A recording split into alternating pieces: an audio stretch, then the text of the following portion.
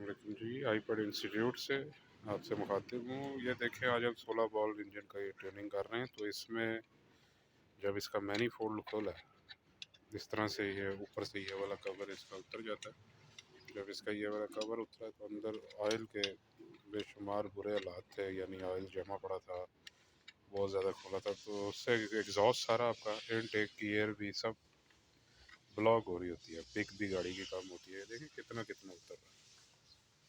ठीक है, तो इतने बुरे जब हालात होते हैं तो फिर गाड़ी उस तरह से नहीं चलती, घुटी ही रहती है।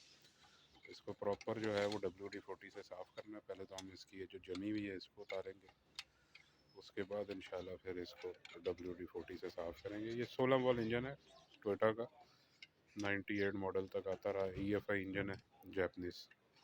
इसमें 1.3 और 1.5 दोनों होते हैं, दोनों की सेम शक्ल होती है। बाकी ये है कि सारा मसला इसका यहीं पे होता है। ये इसको साफ़ करा लें, गाड़ी तकरीबन आपकी नॉर्मल पेट्रोल लेगी।